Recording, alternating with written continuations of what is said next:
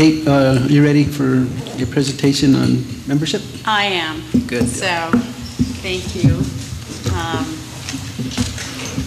I'm happy to be here. Often when I go to the various sites, people think something's wrong. Nothing's wrong.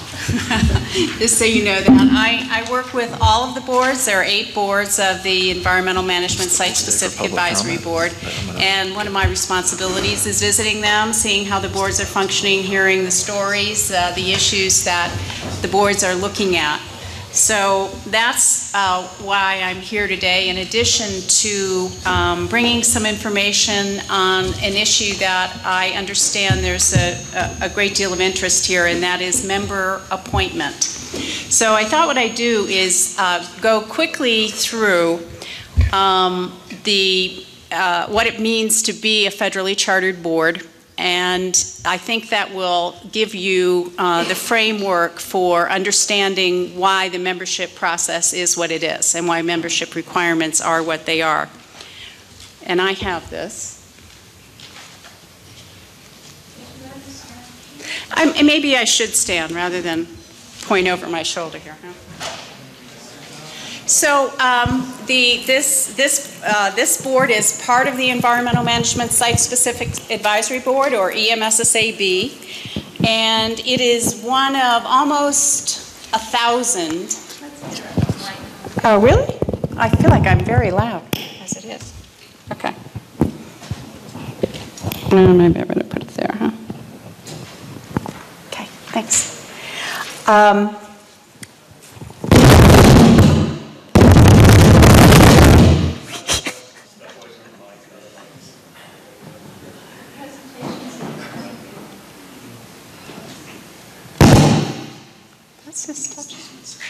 Oh, it's that one? Should I, if we step. Great.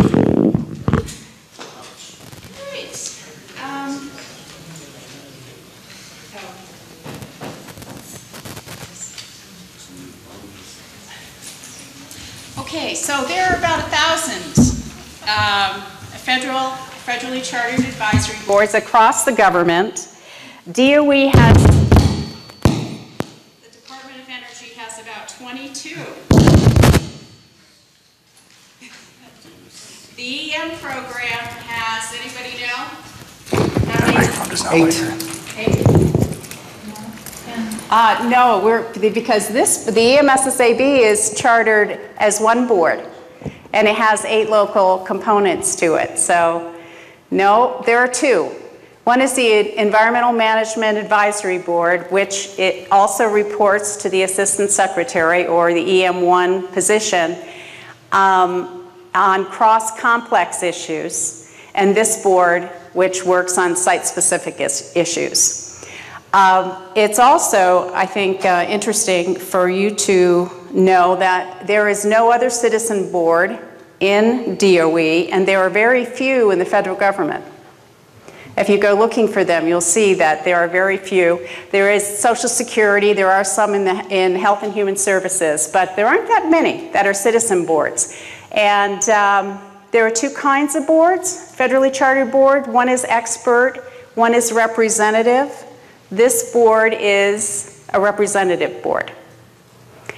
And so what that means is what we're going to be talking about today. When you have a representative federal advisory committee, what does that mean? What is it supposed to look like? So the Federal Advisory Committee Act was passed in 1974. This board was created in 1994, or I should say the EMSSAB, and the local boards have been created under that over the period of time between 1994 and just 5 years ago. The last board of the EMSSAB was created, and that is at the Portsmouth site. So the Federal Advisory Committee Act is very short. It doesn't have, it's a framework for operating these boards, and it does a couple of things. One is it says the agencies must create their own consistent, uniform rules for how they will administer their advisory boards, and that the boards have to be balanced in terms of points of view represented for the mission of the board in question. It has a few other provisions, but as the law goes, if you ever want to look it up and look at the unannotated law, it's like 5-6 pages. It's very short. The 41 Code of Federal Regulations are the regulations that expand on the Federal Advisory Committee Act. Underneath that is DOE's Advisory Committee Management Manual. That's fulfilling the requirements, telling how DOE will run its advisory boards. Then there is the charter for this board, policies and procedures that all of the boards within the EMSSAB will follow, and then the site bylaws or operating procedures. And each one of these is subsidiary to the other in the sense that they can't violate what the overarching laws and regulations and policies say. So they can be more specific. They can drill down and clarify and make things specific, for instance, to an individual board, as we do here.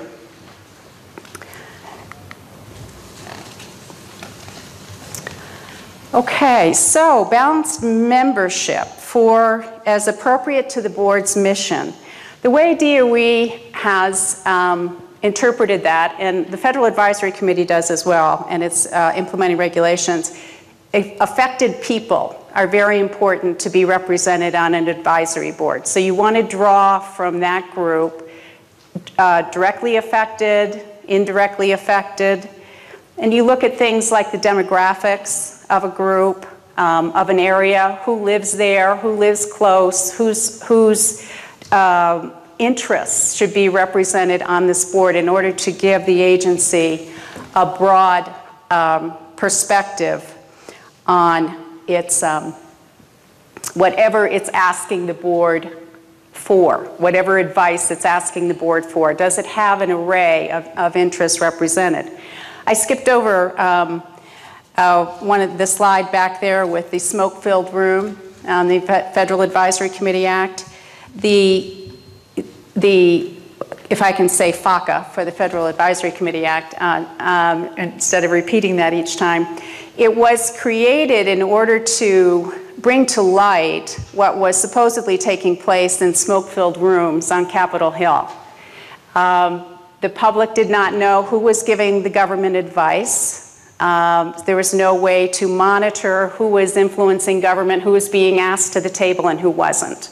So this was supposed to control that process and also control the number of these advisory committees, because at the time, apparently, there were advisory committees all over the place. Agencies were funding them, and there was no management of them, no monitoring of that process. So this whole idea of balanced membership comes out of, if you don't have only special interests in a room, who should be there? You know, who would bring a diversity of views to the discussions at hand? Okay, just a couple of fine points here. There is no quota system. When you look at the various factors for diversity, you are trying to give opportunities for different points of view on an ongoing basis. So it's not something that we say we need 2 people from the Lions Club or another civic organization, that kind of thing. We want a spectrum, and so we look at the group as a whole. Every time there's a membership change, we're looking at the whole group. Okay, the appointment of advisory committee members is actually a responsibility of the secretary of any department. It's interesting, I think. Not very many laws target that level as the person who's responsible for membership on these boards, but that's the way it works. And in the case of the Department of Energy, the secretary has delegated that responsibility for this board to the EM1 person, right now Senior Advisor David Heisinger, or the Assistant Secretary, should David ever be confirmed. We'll see. Okay.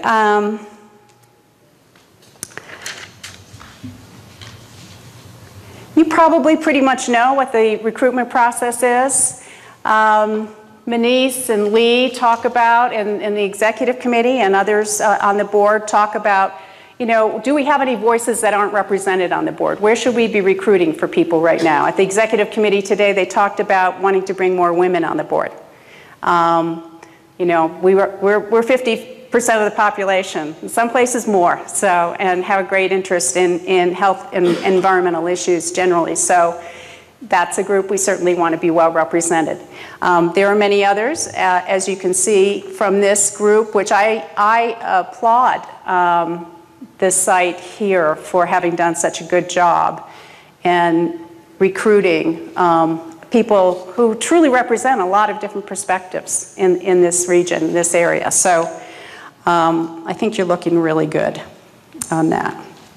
Okay, so generally, nominations come in to the site office. They look them over. They look over the people who are coming in, the kind of people they would like to bring into the board. There is no requirement for education on this board at all. That's something that's always asked about a citizens board. And then it goes to headquarters, and it goes through a lot of different steps. And I'm going to show you the next slide, which looks scary, and it kind of is. I'm going to show you it. And first of all, again, don't shoot the messenger. We have to do it this way. The Committee Management Office at DOE, which works with 22 boards, has determined how this process has to work. And so we have to do what they tell us we're going to have to do. And they have a lot of boards, 22, with about 900 members in the department to keep track of. So thus this slide. These are all the steps in the process once it gets to headquarters. Okay, so let me just point out a few. These are abbreviations, as you can see. EMCC is the Correspondence Center. They track it to make sure it keeps moving. I'm sure everybody is happy that they're there, so it doesn't sit on somebody's desk. It comes to our office, we're the 3.2, and to the External Affairs Office after that. There's a management office that looks at all of the policies and procedures across the EM program and DOE.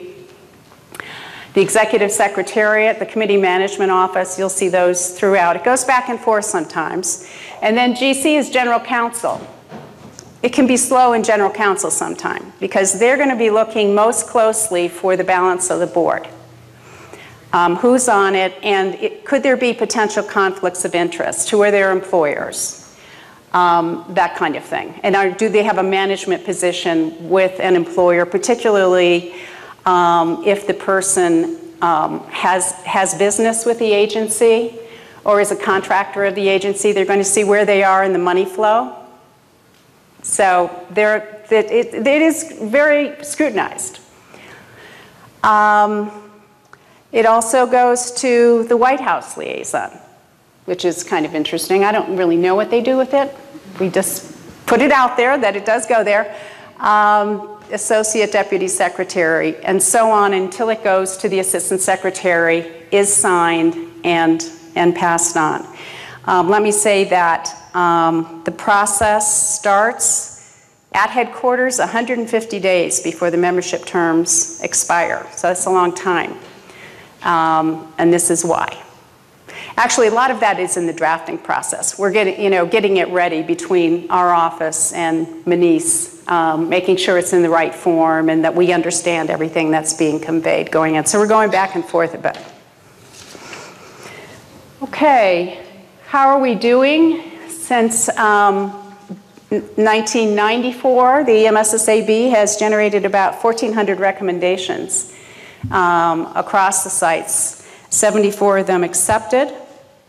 EM senior management is very pleased with the performance of the boards and continues to believe that they have value to the agency and the decision-making process, which is why they are rechartered every 2 years. That charter comes up and the agency has to submit its reasons and its evaluation of the boards and whether they contribute to the mission of the board, because if they don't, we're not supposed to be spending taxpayers' money on them. But we have a very productive board. Finally, very important to being able to have people who have dedicated their time as volunteers to this effort is member satisfaction, your satisfaction. Yeah, everybody wishes there was more money, particularly for their sites, and so does the agency. And sure, there are recommendations that I think board members many times would prefer that the agency accepted as opposed to saying they couldn't. However, overall, the members report satisfaction with this process and their roles in it. So we're very pleased with that. So that is it for me. That is all I have, and I'm happy to take any questions on the membership appointment process or anything else. Okay, I've got a question. Oh, okay, Bob.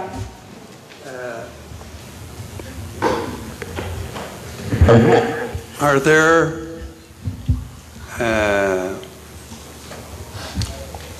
topics that are similar in kind between, say, Los Alamos and some other site? And is it appropriate for two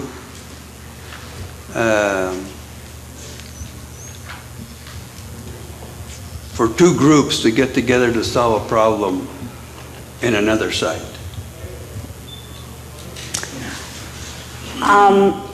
Generally, no on the latter, and I'll go back to that. But on the former, we have a lot in common. You are working as advisory boards to site management on the environmental cleanup, first of all. You're dealing with hazardous waste and radioactive waste. There are similarities in some composition of that waste. There are similarities in some ways that it was discarded and some contamination scenarios. So there are similarities, and I think there are things that are of interest to the groups, the various groups, and that is a big part of our chairs meetings. The chairs meet twice a year. Carlos is getting ready with Doug to go to the one in Portsmouth next month. And it's at that place and that time that issues are shared of common interest. And I think it happens with some good frequency, actually, that they do discuss issues. On cross-site involvement, if the issue is the same, it might be. It generally does go to the chairs, though. One of the issues, there's the budget issue that has come in. Carlos submitted, which all of the chairs will vote on. There is one on recycling, metal recycling, that the chairs will consider as well coming up. And what was the other one? There's one more out there. Washington? Oh yeah, it's a mapping. It's a graphic tool. They're asking for a graphic tool on disposition pathways. Where does the waste go from all of the sites? Where is it supposed to be going? And I think they're talking about a combination, also transportation, along with that. So there are opportunities for that, but most of the boards have their own work plans. There's so much work going on at each site that they're focused in that way. I'm just thinking in terms of Hanford. Mm-hmm. It was designated as the leading site that the director wants to solve the problems. And they have a lot of problems, but we don't know what they are, other than there may be leaks in the reactors. But we have a lot of reactors. Director's number one priority, who are you talking about? What's that? Who are you talking about? And we know Hanford has the biggest budget, right? What's that? And by volume, it does have the most waste on the site. So we know that. Right?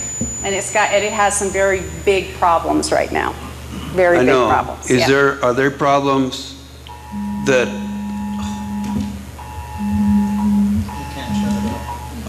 they're trying to solve that we have expertise in and we could help them?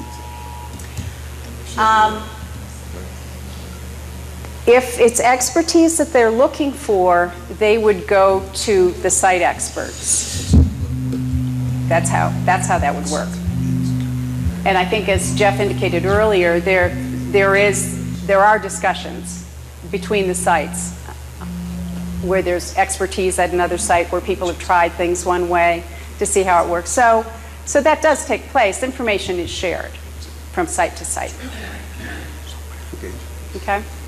So if you have information, you should be talking to Jeff. Okay? Is there anything else? More questions? No? Okay, thank you. Wait.